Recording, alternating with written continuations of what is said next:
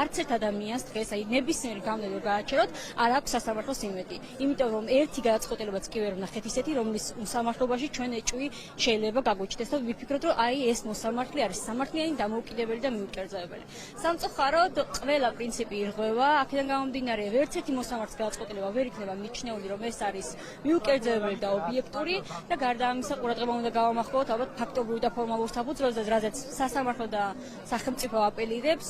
Მთლიანად არ ღვევს ის მიმდინარე პროცესები, რასაც ჩვენ ახლა ვუყურებთ პირდაპირ ეთერში, სისხლის სამართლის საპროცესო კანონმდებლობა, საქართველოს კონსტიტუციას, ადამიანის უფლებათა ევროპულ კონვენციას.